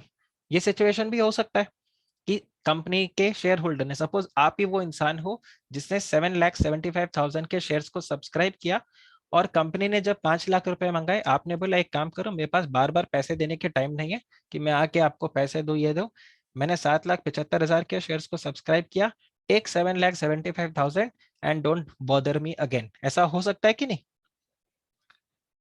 अगर ऐसा हो गया तो आप देखो, अभी जो हमने ये डिस्कस किया है कि कॉल्ड अप पेड अप के या तो बराबर होगा या उससे ज्यादा होगा, मतलब paid up capital will be equal to called up share capital, और it will be less than the called up share capital. यहाँ तो उल्टा हो गया। तो यहाँ पर अब क्या सिनारियो हो जाएगा? ये 7,75,000 दो पार्ट्स में स्प्लिट होगा, जिसमें 5 लाख रुपया को हम क्या बोलेंगे? This is the paid up share capital, और जो बैलेंस 2,25,000 आपको एक्स्ट्रा मिल गया है, इसको हम क्या बोलेंगे? Calls in advance. Guys, is this clear? ध्यान रखना, ना तो कॉल्स इन अरियर्स, मतलब मैं यहीं पर लिख देता हूं, neither calls in arrears, okay, neither arrear nor advance become part of paid up share capital, become part of the paid up share capital। ये पेड अप शेयर कैपिटल का part नहीं होता, ना तो अरियर और ना ही एडवांस, ठीक है। तो अरियर के ऊपर आप क्या करते हो? Company can charge interest, okay, on the calls in arrear company can charge interest at the rate 10% maximum, but articles of association में लिखा होना चाहिए, ठीक है। और अगर कॉल्स इन एडवांस है तो in this case company can pay interest, okay, at the rate maximum 12%। Correct, बिल्कुल करेक्ट, 12% मैक्सिमम, इससे ज्यादा नहीं। पर ध्यान रखना, ये आपके आर्टिकल्स ऑफ एसोसिएशन में लिखा होना चाहिए। अब आपको समझ में आ रहा है? मैंने जो आपको बोला था articles of association is a contract, तो अगर आप कोई पेनल्टी चार्ज करना चाहते हो, ठीक है, तो वो पेनल्टी लिखा होना चाहिए ना, नहीं तो आप पेनल्टी कैसे चार्ज करोगे? तो ये पॉइंट आपके पास आ गया। और इसके अलावा मैंने आपको बताया था dividend will be paid on the paid up share capital only. ये देखो, dividend is paid on the paid up share capital only. आप बताइए, is this clear? Okay, okay. अब आप देखो, जैसे मैंने आपको बताया था, जो शेयर्स हैं, शेयर्स दो तरीके के होते हैं ब्रॉडली। अगर आप देखो तो एक आपको मिलेगा इक्विटी शेयर्स, ठीक है, और दूसरा आपको मिलेगा यहाँ पे प्रेफरेंस शेयर्स, ठीक है, इक्विटी एंड प्रेफरेंस। अब इक्विटी जो होते हैं वो दो कैटेगरी के होते हैं, एक होता है जिसको हम बोलते हैं ऑर्डिनरी इक्विटी शेयर, और एक होता है जिसको हम बोलते हैं equity share with differential voting rights. Sir ये क्या नया नाटक है? देखो, नया नाटक नहीं है। डिफरेंशियल वोटिंग राइट्स हम बोलते हैं ना, स्वाद अनुसार, जिसको जैसा टेस्ट अच्छा लगे उस हिसाब से प्रोडक्ट मिल जाता है। देखो, अगर हम बात करते हैं ऑर्डिनरी इक्विटी शेयर्स का, तो ऑर्डिनरी इक्विटी शेयर्स में बेसिकली क्या होता है, हम बोलते हैं अगर आपके पास एक शेयर है तो आपके पास कितना वोट है? 1 share is equal to 1 vote is equal to 1 portion of dividend. तो कंपनी अगर 3 रुपया का डिविडेंड बांट रहा है एक शेयर के ऊपर, तो आपको कितना डिविडेंड मिलेगा? आपको 3 रुपया ही डिविडेंड मिलेगा। लेकिन अगर डिफरेंशियल वोटिंग राइट्स वाले हो गए, तो उस केस में क्या होगा? ऐसा रहेगा, 1 share is equal to let's say 2 votes. तो आप अगर हाँ बोलोगे तो क्या माना जाएगा? 2 लोग हाँ बोल रहे हैं। आया आपको समझ में? इसीलिए तो बोल रहे हैं ना डिफरेंशियल वोटिंग राइट्स, आपका वोटिंग राइट डिफरेंट है, एक आम इक्विटी शेयर होल्डर के कंपैरिजन में आपका वोटिंग राइट अलग है। या फिर आपको ऐसा भी हो सकता है that one share is equal to two portion of dividend, two portion of dividend. अब इसका क्या मतलब हो गया, अगर एक शेयर पे 3 रुपए का डिविडेंड बांट रहा है तो आप मुझे बताओ यहां आपको कितना डिविडेंड मिलेगा, 6 रुपीज का डिविडेंड मिलेगा। तो ये हो गया ऑर्डिनरी इक्विटी शेयर, और दूसरा हो गया आपके पास equity share with differential voting rights. तो कंपनी अगर स्पेसिफिकली डीवीआर, इनको डीवीआर भी बोलते हैं, अगर कंपनी स्पेसिफिकली डीवीआर इशू नहीं कर रहा तो फिर क्या माना जाएगा, सारे के सारे जो इक्विटी शेयर्स है वो बाय डिफॉल्ट क्या है, ऑर्डिनरी इक्विटी शेयर्स ही है। अब हम बात करते हैं अगर प्रेफरेंस शेयर्स का, तो प्रेफरेंस शेयर्स का नाम प्रेफरेंस शेयर्स क्यों पड़ा, क्योंकि इनको प्रेफरेंस मिलता है, they get preference and they get preference over equity, okay, they get preference over equity. और सर किस चीज का प्रेफरेंस मिलता है, देखो इनको इक्विटी से पहले दो प्रेफरेंस दिया जाएगा। एक तो क्या कि डिविडेंड, कि भाई इक्विटी वालों को कोई भी डिविडेंड मिले उससे पहले डिविडेंड किसको मिलेगा, प्रेफरेंस को मिलेगा। ये जो डिविडेंड होता है ये जनरली इनका फिक्स्ड रेट पे रहता है, इक्विटी वालों का डिविडेंड फिक्स रेट पे नहीं होता, उनको डिविडेंड मिलेगा कि नहीं मिलेगा इसका भी अश्योरिटी नहीं होता। लेकिन प्रेफरेंस वालों के लिए ये डिविडेंड का एक राइट है कि इक्विटी से पहले एक तो उनको मिलेगा, दूसरा फिक्स रेट पे डिविडेंड मिलेगा। सेकंड प्रेफरेंस इक्विटी के ऊपर इनका क्या रहता है, कैपिटल रीपेमेंट, ठीक है, this is with respect to the capital repayment on dissolution. अगर कंपनी बंद होगा, ठीक है, अगर कंपनी बंद होने वाला होगा तो इक्विटी को उनका पैसा दिया जाए उससे पहले पैसा किसको दिया जाएगा, प्रेफरेंस वालों को दिया जाएगा। Does this make sense? इसीलिए हम क्या बोलते हैं, इसीलिए हम क्या बोलते हैं, equity and preference, and preference preference over equity. तो एक चीज आप यहाँ पे ध्यान रखना, a company may have only equity, ठीक है, a company may have only equity, okay, but a company cannot have, okay, a company cannot have just preference, क्योंकि preference is preference over something. See आप एक बार देखो, मैं कई बार इस तरह से देखता हूं, देखो मैं आपको बताता हूं, कई बार ऐसे लोग लिखते हैं, सी अगर मैं बोलता हूं बेस्ट फ्रेंड, तो दिस मेक्स सेंस है कि नहीं, क्योंकि आप क्या बोलोगे, मेरे 10 फ्रेंड्स हैं, उन 10 में से एक मेरा बेस्ट फ्रेंड है कि नहीं, हाँ या ना। बट अगर आप ऐसे लिखते हो best, let's say best wife, अगर मैं ऐसे लिखूं बेस्ट वाइफ, तो मेरी वाइफ सबसे पहले आके तो शक करेगी और क्या बोलेगी, देखो मैं बेस्ट हूं, this is very good, but then कोई ना कोई यहाँ पर बेटर भी होगा और कोई ना कोई यहाँ पर गुड भी होगा, क्योंकि बेस्ट तो कब आता है, good better and best, best is a superlative term ना। बेस्ट मतलब अगर आप रेस में अकेले भाग रहे हो तो आप ये बोल सकते हो क्या, I am first, of course you will be only first, right, you will be only last. तो अगर मैं ऐसे लिखो माय बेस्ट, तो कई बार वो फेसबुक और ट्विटर पे आप देखते नहीं हो, my best wife, my best husband. अबे माय बेस्ट हस्बैंड का क्या मतलब होता है, कितने हस्बैंड है भाई, या कितने वाइफ है तुम्हारे, right, my best father, so my best father मतलब। तो आपको ये चीज ध्यान रखना है कि यू कैन नॉट से company will have just preference share, because preference का नेचर ही क्या है, preference is preference over equity.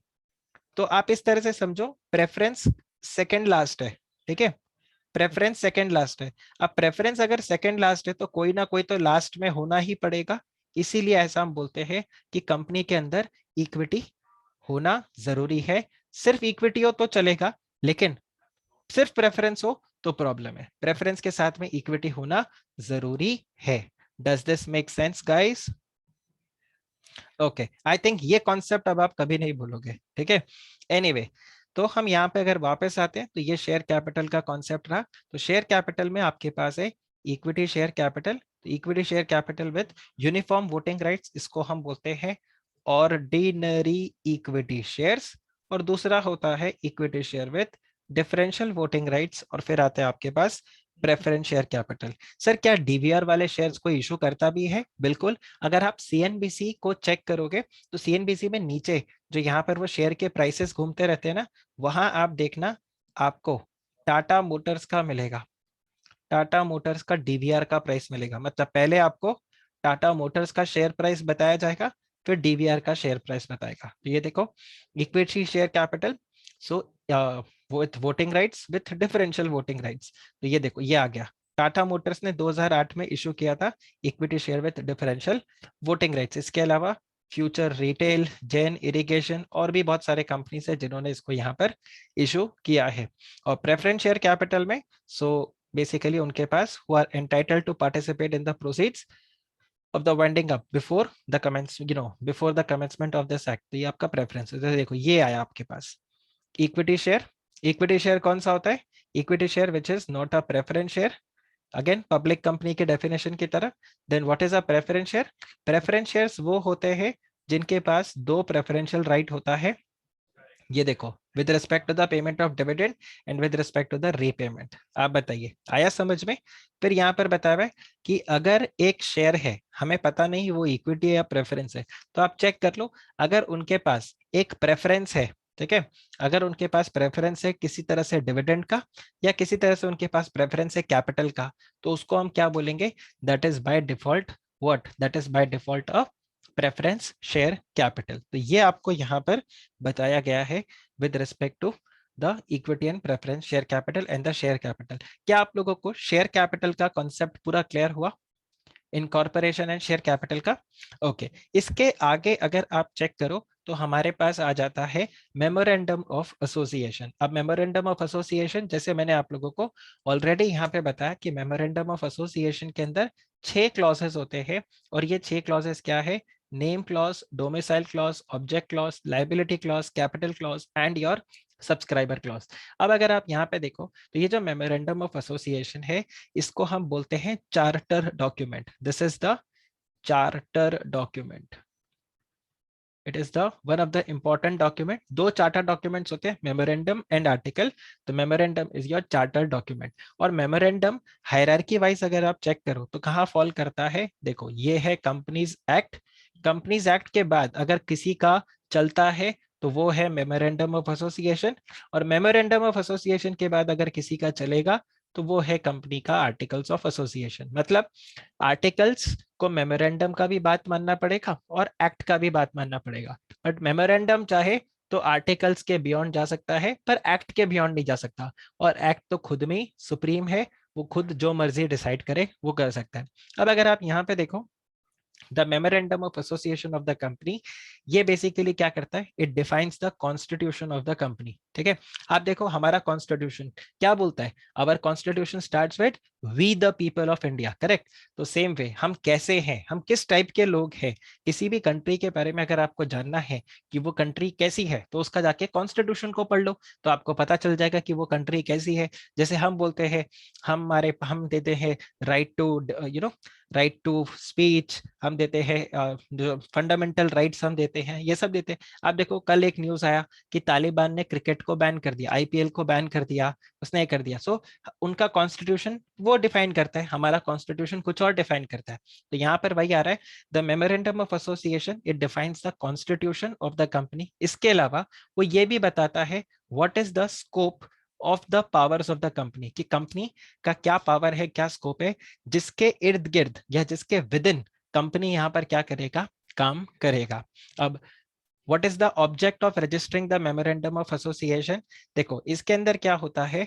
Company का दायरा सेट कर दिया जाता है, फ्रेमवर्क, जिसके विद इन, अब सपोज करो कंपनी ने अपने ऑब्जेक्ट क्लॉज में, सी जैसे मैंने आपको यहाँ पे बताया, कंपनी का कैपिटल क्लॉज है, कैपिटल क्लॉज में ऑथराइज शेयर कैपिटल लिखा हुआ है और वो लिखा हुआ है 10 लाख। तो आपने एक दायरा सेट कर दिया ना कि आप अगर 10 लाख रुपए के ऊपर से आप ज्यादा शेयर्स को इशू नहीं कर सकते। सपोज कंपनी ने इस तरह से बाइफरकेट किया, तो आप क्या बोलोगे? सर कंपनी 2 लाख से ज्यादा शेयर्स को इशू नहीं कर सकता।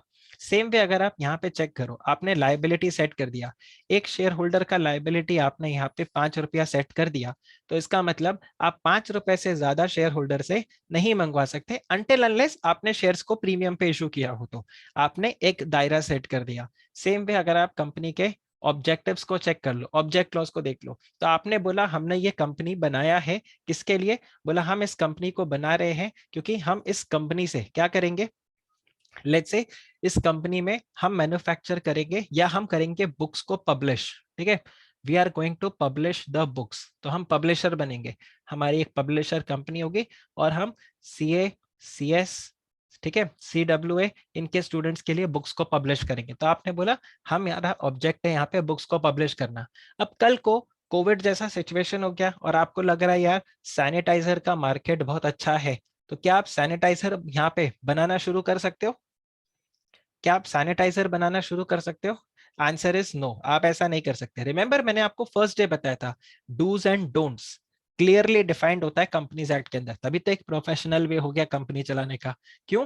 क्योंकि आप अगर आप यहाँ पे ध्यान से चेक करो तो इधर क्या है, आपने ऑब्जेक्ट को डिफाइन कर दिया है कि ये हमारा ऑब्जेक्ट है कंपनी का, तो आपने एक दायरा सेट कर दिया, तो you set the boundary of the company. तो यहाँ पर वही बताए, it contains the object for which the company is formed, and therefore it identifies the possible scope of its operations beyond which the action cannot go। जैसे मैंने बोला company is formed for as a publisher, तो वो खाली books को ही publish करेगा। वो कल को बोले कि नहीं दिवाली सीजन आ रहा है हम यहाँ पे फायर क्रैकर्स बनाएंगे, तो दैट इज नॉट अलाउड। इसके अलावा it also enables the shareholder, the creditors, and all those who deal with the company to know what are its power and what activities it can engage in। मैंने आपको already बोला था कि memorandum of association and articles of association क्या है, ये एक contract है between the company and any person who is dealing with the company, correct. तो यहाँ पर जो कॉन्ट्रैक्ट है वो आपके लिए पब्लिक, मतलब मेमोरेंडम के अंदर क्लियरली लिखा हुआ है। सो it acts as if you know that the memorandum of association, okay, is, उसमें आपको पूरा एरिया बता दिया कि आपके क्या पावर्स है क्या पावर्स नहीं है। तो अगर आप कंपनी के शेयर्स को सब्सक्राइब कर रहे हो, ठीक है, और वहां पर मेमोरेंडम के कैपिटल, मतलब मेमोरेंडम ऑफ एसोसिएशन के कैपिटल क्लॉज में लिखा हुआ है 5 रुपया, इसका मतलब आपको पता है आपकी मैक्सिमम लाइबिलिटी कितनी है, 5 रुपया। कल को आप बाद में ये नहीं बोल सकते अरे मुझे तो पता नहीं था, मैंने तो सोचा था 1 रुपया है, और वट एवर द केस में भी यहाँ पर यही प्रिज्यूम किया जाएगा कि आप कॉन्ट्रैक्ट को पढ़ के ही साइन कर रहे हो। रिमेंबर जब आपके पास सपोज करो आप कोई भी ऐसा डॉक्यूमेंट होता है उसमें आपसे ऐसे ऐसे करके साइन करवा लिया जाता है, होता है आपने देखा बैंक में, स्पेशली बैंक वाले ऐसे जब आते हैं तो वो बोलते थे यहाँ साइन कर देना, यहाँ साइन कर देना, यहाँ साइन कर देना, वो आपको ऐसे पेजेस में टिक करके दे देते हैं, यस और नो? ऐसा होता है, राइट? और आप ऐसे लेके मजे से साइन भी करते हो, आपको भी बड़ा अच्छा फील आता है, ऑटोग्राफ दे रहे हैं हम यहाँ पे। ध्यान रखना, the moment you sign this you are bound by the action, you are bound by the actions. कल को यहाँ पर जैसे लिखा हुआ था कि इस वजह से suppose this is any contract, और वहां से कोई ऐसा पॉइंट निकल के, जैसे ओ माई गॉड मूवी के अंदर हुआ था, ये तो एक्ट ऑफ गॉड है। अब एक्ट ऑफ गॉड के अंदर इंश्योरेंस का कोई भी पैसा नहीं मिलेगा, रिमेंबर, याद है आपको? करेक्ट। तो उसमें आप करेश रावल का डायलॉग आपको याद है, बोला चीटी बराबर आपने अक्षर लिखा है, और वहां पर वो क्या बोलते हैं, देखो आपने यहाँ पर साइन किया। तो बेसिकली आप जब साइन करते हो तो ये मान के जाए, प्रिज्यूम किया जाता है कि आप सोच समझ के इसको साइन कर रहे हो, ठीक है। सेम चीज यहाँ पर मेमोरेंडम ऑफ एसोसिएशन के अंदर दिया हुआ है कि एक इंसान अगर मेमोरेंडम ऑफ एसोसिएशन को साइन कर रहा है तो हम मान, मतलब बेसिकली जो इंसान कंपनी से डील कर रहा है, हम मान के चलते हैं कि उस इंसान ने मेमोरेंडम और आर्टिकल्स ऑफ एसोसिएशन को पूरा पढ़ लिया है। क्यों? क्योंकि मेमोरेंडम क्या है, एक पब्लिक डॉक्यूमेंट है, इट्स अ पब्लिक डॉक्यूमेंट, ठीक है। कोई भी इंसान अगर चाहे तो मेमोरेंडम ऑफ एसोसिएशन को जाके पढ़ सकता है, किसी भी कंपनी का। कल को आप बोलो सर मुझे रिलायंस का मेमोरेंडम ऑफ एसोसिएशन पढ़ना है, तो कोई दिक्कत नहीं है, आप आरओसी के पास जाओ, आपको 50 रुपया का फीस पे करना होगा और आपको कंपनी का मेमोरेंडम और आर्टिकल्स ऑफ एसोसिएशन वो आपको मिल जाएगा। तो इट्स अ पब्लिक डॉक्यूमेंट। तो यहाँ पर क्या प्रिज्यूम करता है लॉ, ये प्रिज्यूम करके चलता है that every person entering into the contract with the company is presumed to have the knowledge of the conditions contained therein। मतलब जो भी इंसान कंपनी के साथ कॉन्ट्रैक्ट कर रहा है उसने बाय डिफॉल्ट मेमोरेंडम और आर्टिकल्स ऑफ एसोसिएशन को पढ़ लिया होगा, और उसको पता है कि उसके क्या राइट्स हैं, उसको पता है कंपनी के क्या राइट्स हैं, उसको ये भी पता है कंपनी के क्या पावर्स है, उसके क्या पावर्स है, और बाद में वो ये नहीं बोल सकता मुझे तो पता ही नहीं था, या कंपनी भी ये नहीं बोल सकती मुझे तो पता ही नहीं था.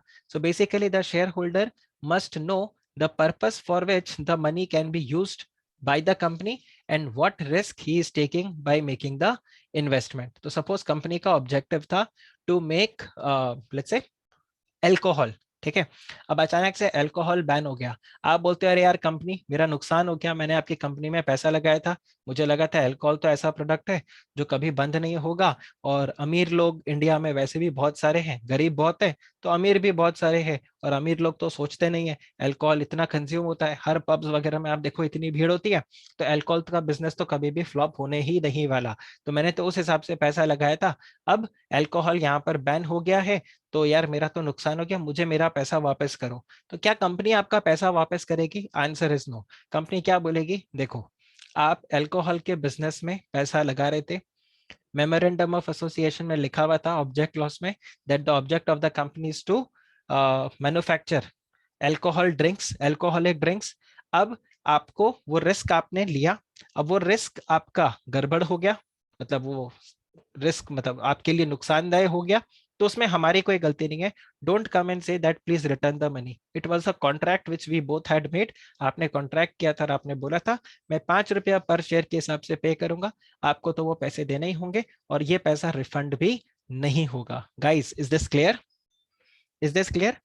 और सपोज करो आपको पता नहीं था कि वो कंपनी अल्कोहलिक ड्रिंक्स बनाता है, आपने फिर भी उस कंपनी में पैसा लगा दिया. क्यों लगा दिया? किसी ने आपको बोला. जैसे काफी बार हम देखते हैं इंडिया के अंदर ऐसा होता है कि मेरे को मेरे रिलेटिव ने बोला, बोला वो अंकल है उनको पता है वो स्टॉक मार्केट में पिछले 30 साल से काम कर रहे हैं, इतना पैसा बनाया है, वो जो शेयर बोलते हैं ना वो शेयर खरीद लो आपका पैसा double.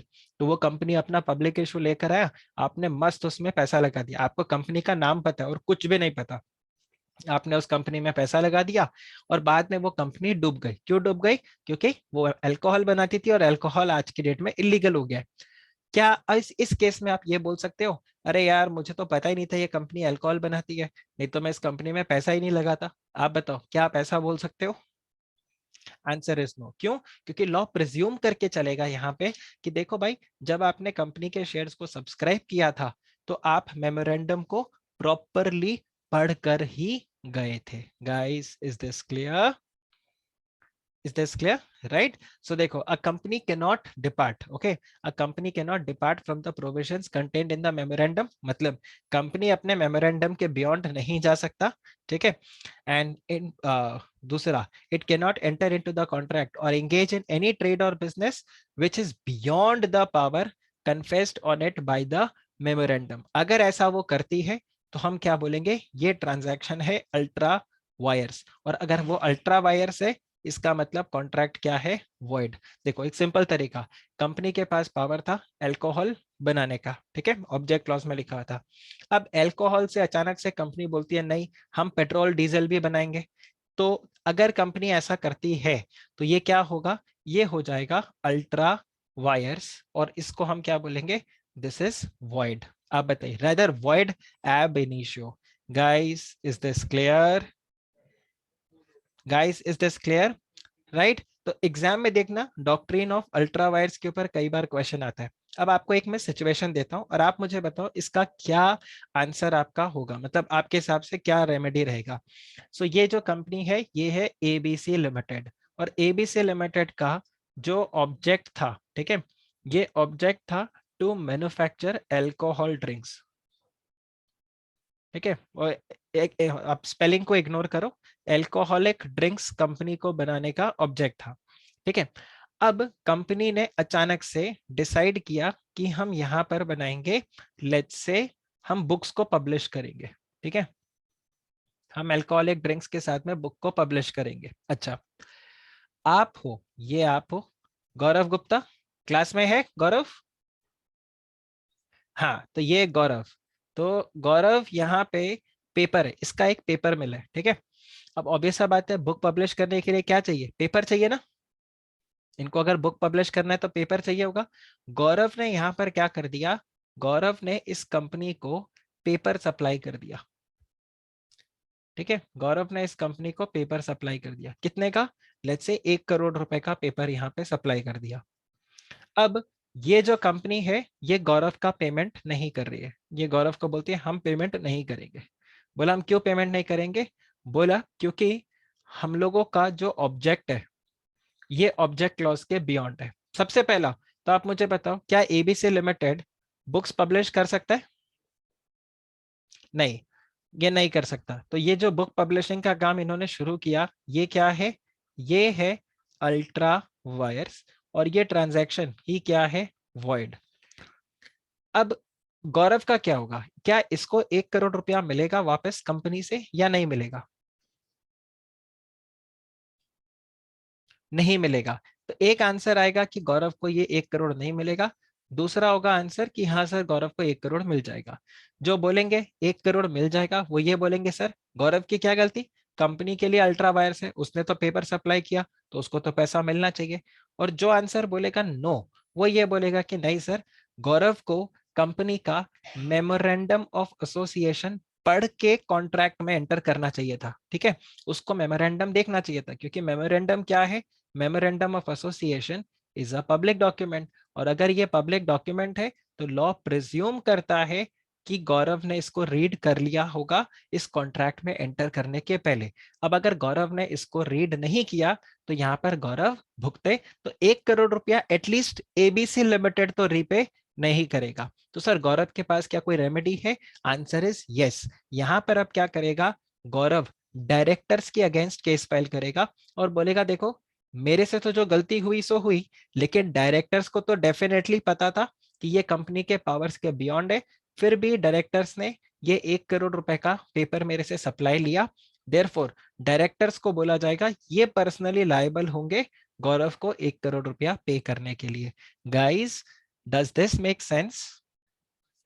Does this make sense? Okay, so यहाँ पे हम लोग क्या करते हैं, अपने आज के लेक्चर को एंड करते हैं। अब ये कुछ नहीं है, ये बेसिकली आपका टेबल्स ऑफ मेमोरेंडम है, याद रखो तो रखो नहीं तो it is fine. Basically companies act के अंदर जैसे मैंने बताया था 470 सेक्शंस है, इसके अलावा 7 शेड्यूल्स हैं। तो जो शेड्यूल नंबर 1 है वो बेसिकली क्या करता है, एक फॉर्मेट आपको दे देता है, एक स्टैंडर्ड फॉर्मेट आपको दे देता है of the memorandum of association and articles of association. So ये table A B C D E आपको मेमोरेंडम के लिए बताता है, फिर E F G H I ये आपको आर्टिकल्स ऑफ एसोसिएशन का एक स्टैंडर्ड फॉर्मेट दे देगा। Different types of companies, different types of formats, तो ये आपके पास ऑप्शन है। So this is basically fine. अब हम अगले क्लास के अंदर क्या करेंगे, डिटेल में the contents of the memorandum of association and articles of association को यहाँ पर डिस्कस करेंगे। और फिर हम जो आज अभी हमने कवर किया डॉक्ट्रिन ऑफ अल्ट्रा वायर्स उसको डिस्कस करेंगे। मेमोरेंडम हमारा नेक्स्ट क्लास में इतना सही है, ये कंप्लीट हो जाएगा। और इसके बाद में फिर हम पढ़ेंगे हमारे आर्टिकल्स ऑफ एसोसिएशन को। ओके, तो मोस्ट प्रोबेबली आपका नेक्स्ट लेक्चर के अंदर कंपनीज एक्ट यहाँ पे कंप्लीट हो जाएगा। But that's it for your this lecture. And पिछला जितना भी है आप लोग रिवाइज करके रखना। In case of any doubts feel free to write it in the comment section so that I can help you all in that, right? So that's it for your today's lecture. Take care. Bye bye.